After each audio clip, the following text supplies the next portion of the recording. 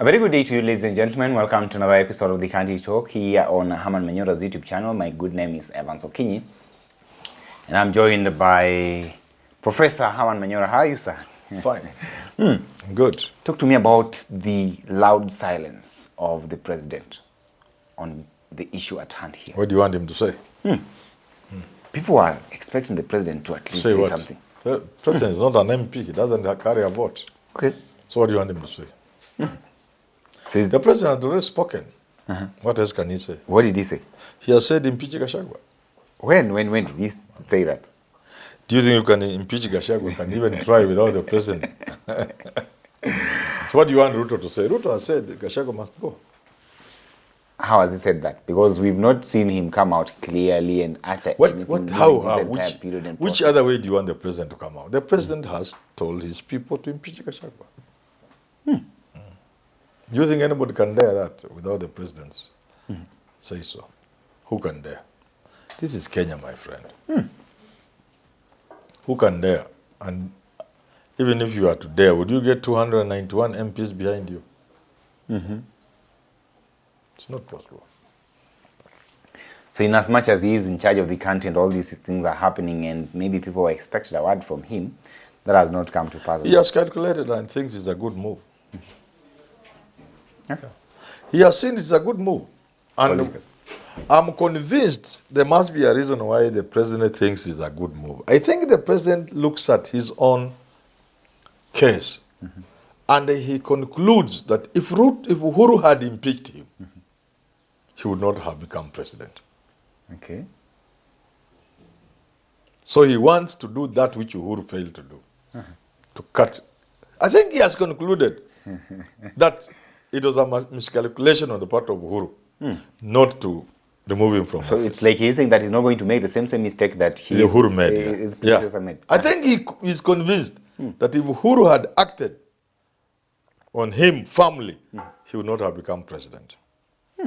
Yes, that's my thinking. But that also raises a lot of questions on how tough the DP is actually with regards to the kind of influence that he pretends to have in 2027 elections. Yeah, of because course. if at all the president would be scheming towards dealing with him when it comes to that, then I think that is why he would be doing this right now. Yeah, because again, like you say, perhaps the president has seen if you leave this man in office and he gets to know that you are not going to make him running mate, he'll sweep you off your feet. Yeah. So better do it now and prepare because there will be injuries. You know? You heal the wounds before 2027. Yeah. But you've always maintained that this would be a political suicide for the president. I still think so. Why do you think I he's still decided to think so. swallow that particular The thing? president thinks otherwise, Manyora thinks otherwise. We are human beings. We don't think the same. I think he's inviting trouble for nothing. Okay. I think it is political suicide. He thinks otherwise. And I'm giving you, I think, the reason why I suspect he feels he must act. He looks at his own case and has come to the firm conclusion that if Uhuru had acted to remove him from office, he would not have become president. That's the only reason why he will go for Gachagua. But it's a little more complex than that. I think the reason why Uhuru, apart from being a man who doesn't take action, I think Uhuru looked at this thing and said, I will build Ruto beyond repair, beyond limits. If I impeach him, for example, if I remove from office, he will get a lot of sympathy. So I think that was Uhuru's calculation because he had the numbers. The numbers are never easy, but I think he had the numbers. See the numbers? So even like now, you can see these guys have the numbers. They are never easy, but they have the numbers. I used to think they wouldn't get. I'm quite surprised that they have the numbers. So in terms of dealing with these situations that we are actually witnessing right now, what then would you call this in terms of the difference in demeanor between the former president and the current president? I think Uhuru was a man, you know, let's say this. Uhuru knew a lot more about governance than Ruto. Because Uhuru was a prince from the day he was born. Okay.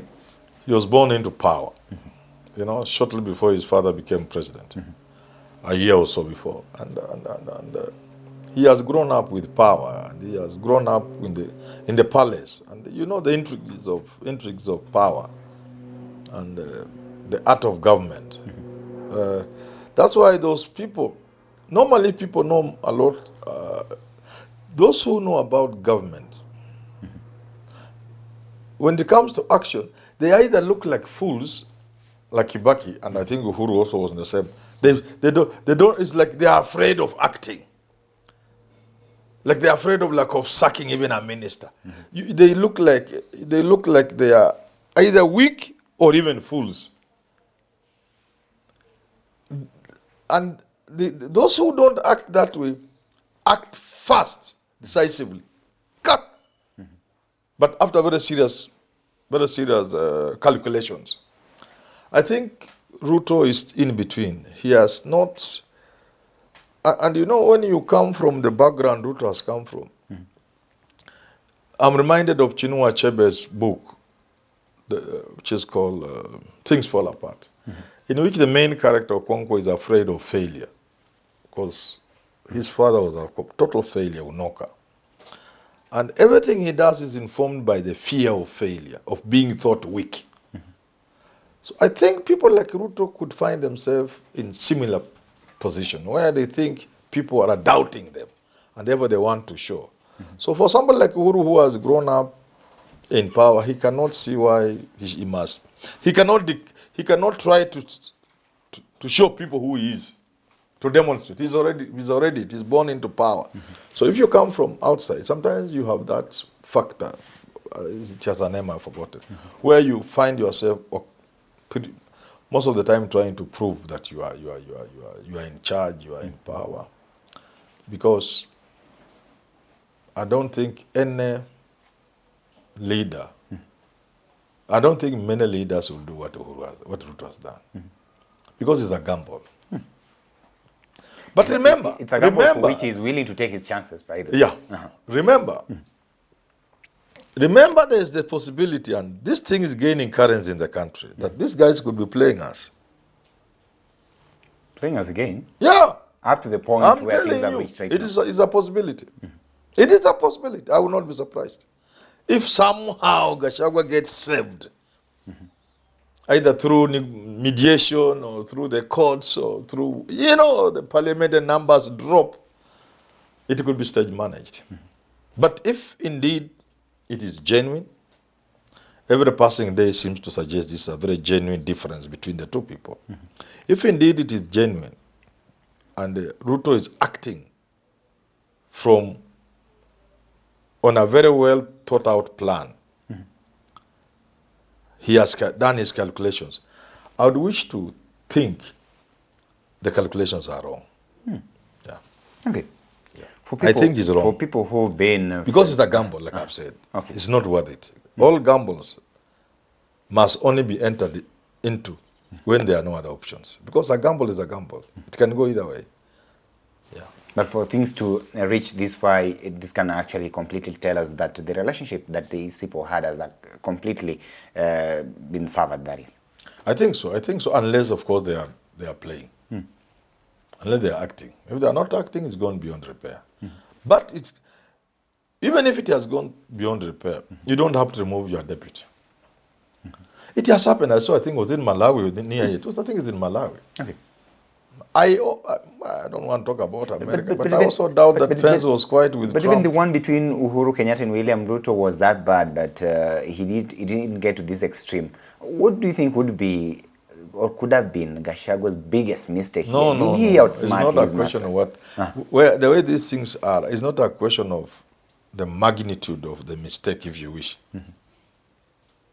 The insubordination, if you wish. The relationship per se. I think it boils down to what kind of person Ruto is and what kind of person Uhuru is. That to me is the thing. They are different people. Uhuru could not easily do anything. Like Kibaki. At the University of Nairobi, we had a vice chancellor for many years. Gachagua, I've forgotten. Hey, the way you people can forget people, I'm telling you. That's why I tell people, if you are big, There comes a time nobody can even remember your name. Yeah, don't think these small offices you have are anything. Oh, what? No, these are small things. After some time, nobody remembers you. Gachagua had an approach which people used to laugh at. When Kinamagoa came with active, what people were comparing. But when you look keenly, you realize it's Gachagua who knew administration more than all these other people who have come after him, including Magoa. Yeah. So the many people who know the art of government learn not to pronounce themselves very easily, not to show their hand, not to act very easily.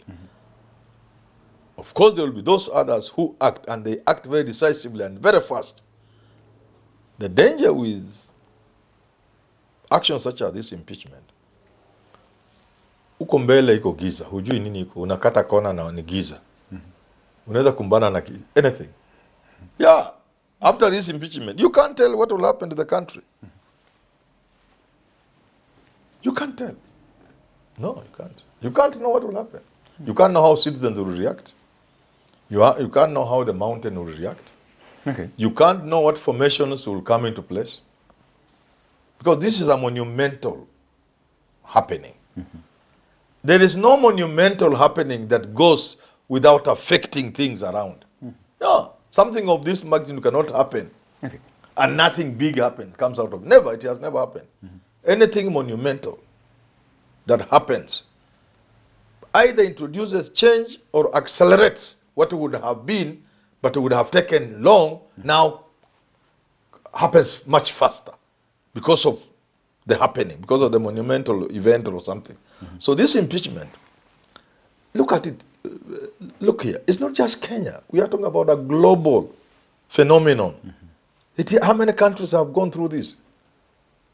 Like when we nullified the presidential election, 2017.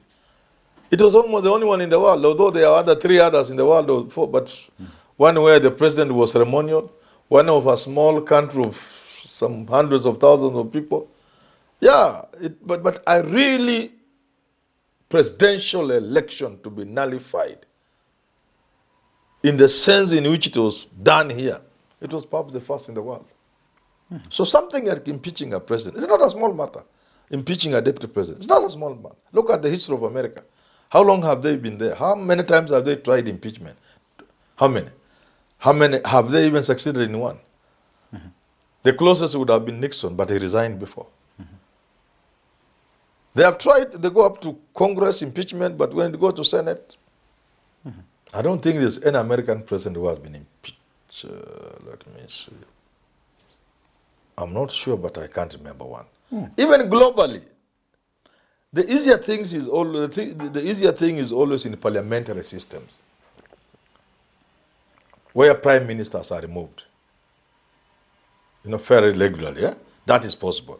But in a presidential system, to have a deputy impeached, it's not that easy. Where he's on the ticket with the president, as per the dictate of the Constitution, is not a small matter. And therefore, it will set in motion events that some people will regret.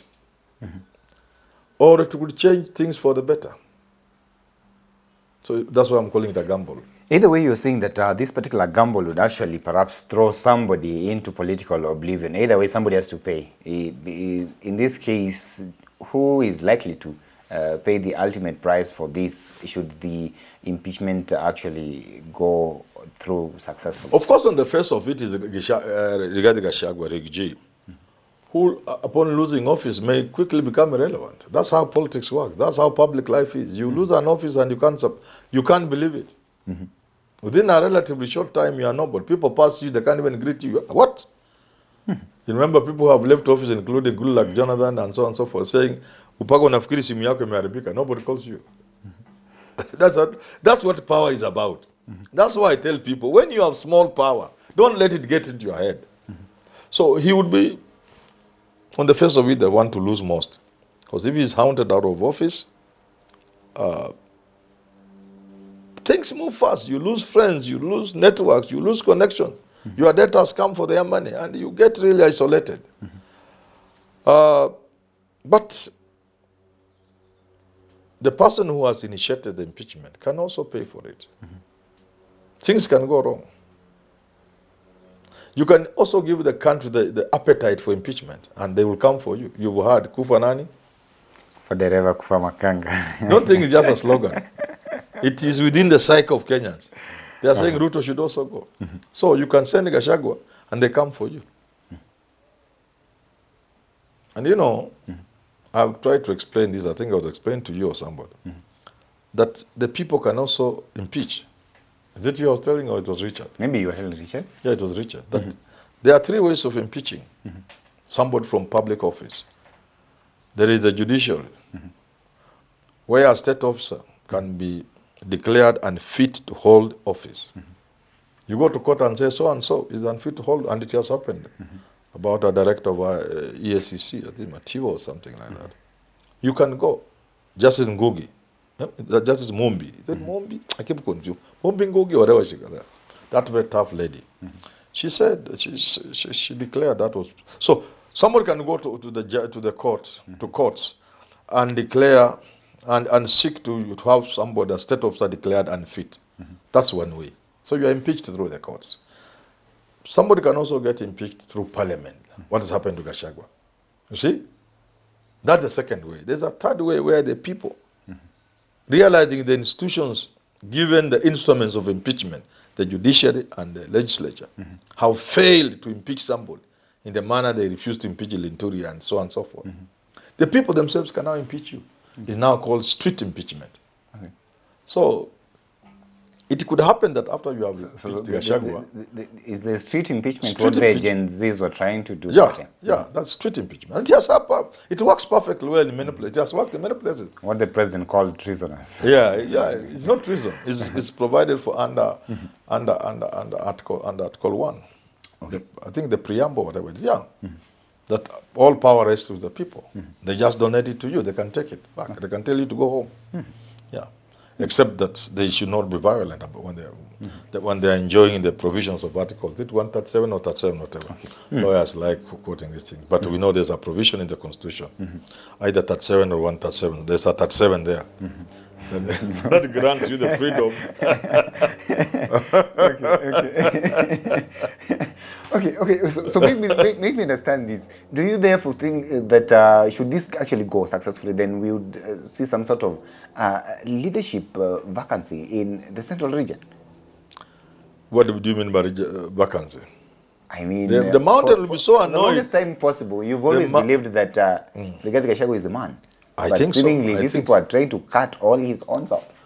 You know, first of all, the mountain will be very annoyed. There will be a rumbling mountain.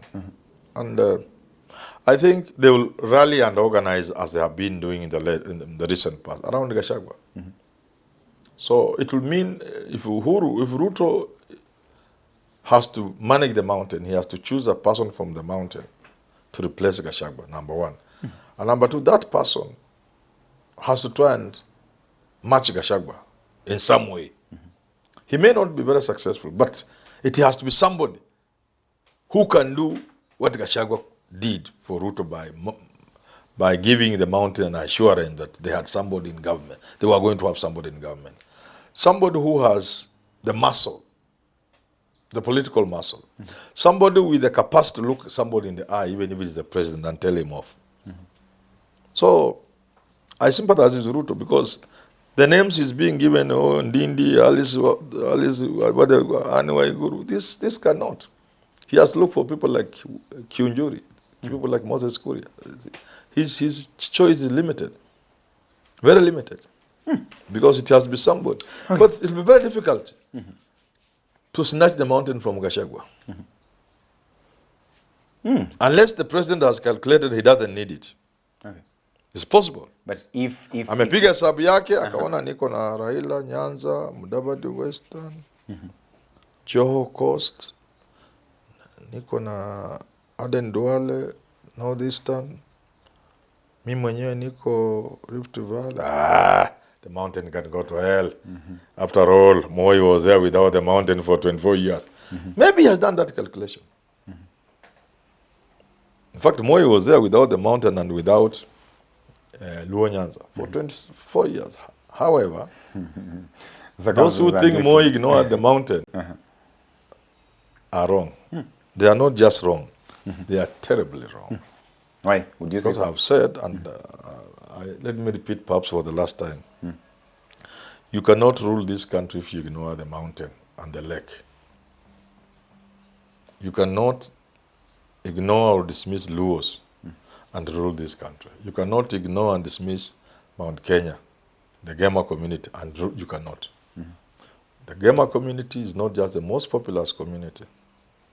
It is the most political.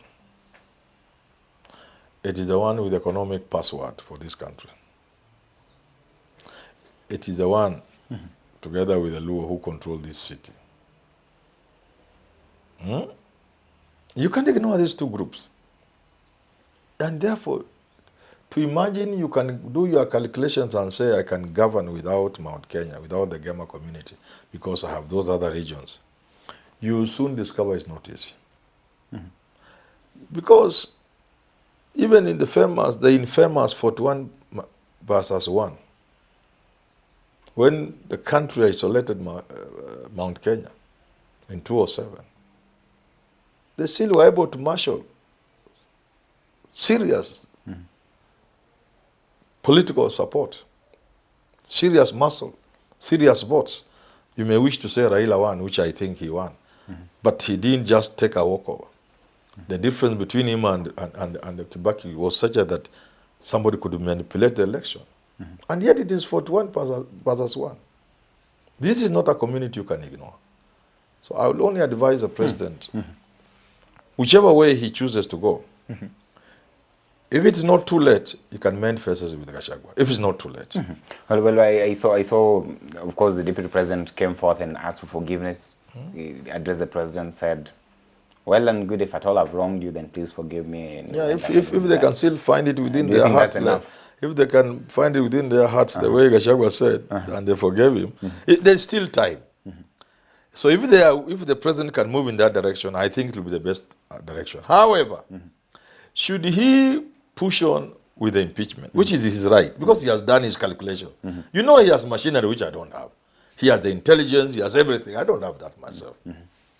If he has done calculations and thinks he can impeach Gachagua and continue, which is okay, and the country will be okay, the country will still move on, he has to be very careful about Gachagua's replacement. Okay, now that's a very important point that you said there. But we've also seen here the clergy and leaders of religious institutions call for a truce between the president and the deputy president right now at this particular moment.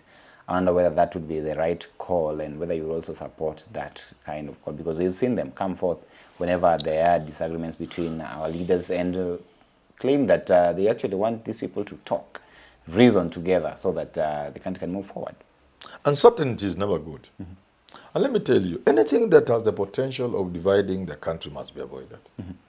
Especially for a country like Kenya,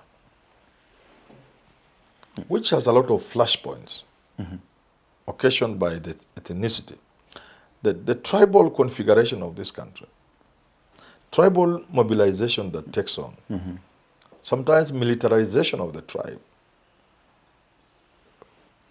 leads me to be convinced that avoiding potential cases of conflict may look cowardly or a sign of weakness, but to me is the most advisable. I'd rather err on the side of caution, like they say. Manake wanasema kwa shujaa huenda kilio, kwa mwoga huenda kicheko. And like the English say, we always stand in the homestead of the coward to point at the ashes of what used to be the home of the hero. Sijui kama unaelewa hapo? Nakupata. Kwanza kwa shujaa ni Mjaluo hujui Kiswahili. Kwa shujaa huenda kilio. Kwa shujaa huenda kilio. Kwa mwoga kicheko. Huenda kicheko. Na Waingereza wanasema unasimama kwa boma ya mwoga. Ukioneshana pale ndio kulikuwa boma ya shujaa, maana imechomeka. So it's always good to avoid situations that are potential for conflict. Yeah. It's advisable. Yeah, it's advisable. Should he completely crush Deputy President Rigathi Gachagua? That would actually perhaps render him irrelevant. Do you think that with all that legal implications that this impeachment would bring unto his door, that perhaps maybe the Deputy President could still have some sort of influence? I think so. I think the deputy will have. Without any chance of vying for any political position, how would that be possible? You know what? The reason I say he still has some influence is very simple. Gachagua has lost favor with the leadership, especially the elected leadership of this country, including his own people. But he has carried the people with him. Initially, Gachagua had the people of Mount Kenya, but if a survey were to be conducted, a very honest survey, Gachagua has almost 70% of the country. Not because they love him, but because they are wondering, the things you are accusing Gachagua of, all of you are guilty as charged. The same things. Kama ni corruption, nyi wote mko kwa ni wezi, nyi wote ni wezi. Sasa, kufa dereva, kufa makanga is born out of that thinking. That they cannot see how you can impeach Gachagua and leave all these other guys behind. So people don't believe in the impeachment, not because they support Gachagua. They don't believe in the impeachment. People also think there are much more important things for government to deal with. Cost of living, the blunder in the health sector, moving from NHIF to whatever SHAF or SHIF, whatever it's called. The university funding model, name it, everything is gone wrong, everywhere. Adani, what?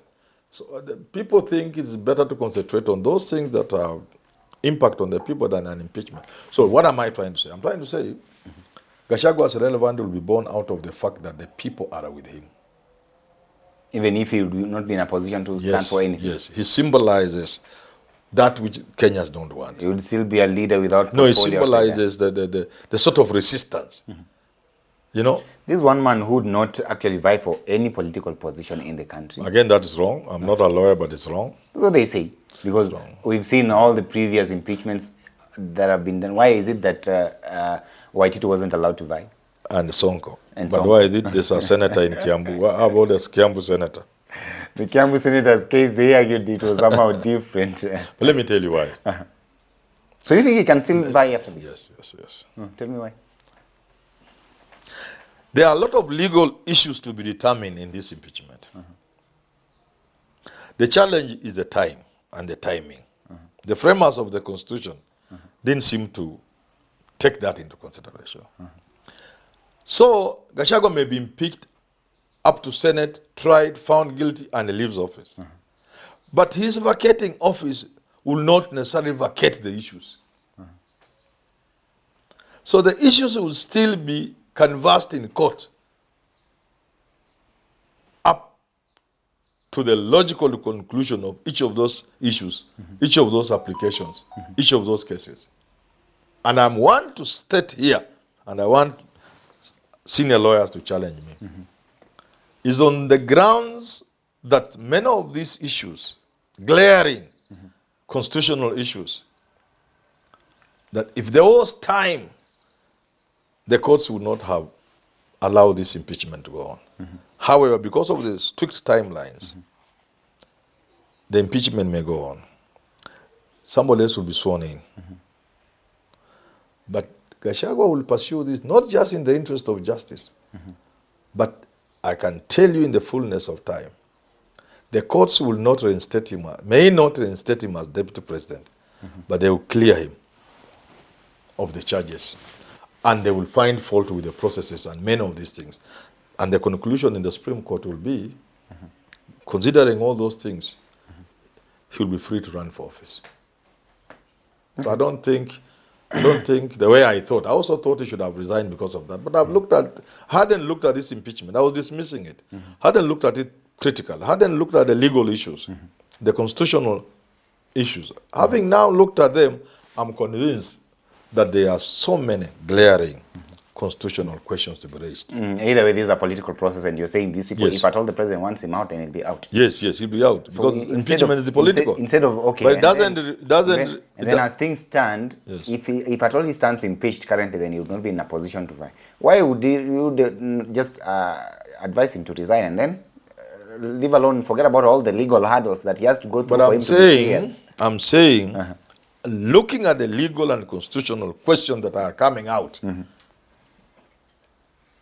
they may not necessarily stop the impeachment, but they will be addressed even after the impeachment. And believe me, the courts will find themselves in an awkward position where the deputy president ought not have left office, but it's 1 year, 2 years down the line, so it doesn't make sense. So he may still have a lifeline. That's So what you're trying to he say. will not, they will not reinstate him, but they will clear him of most of these things, clearing the hurdles for him running for office in future.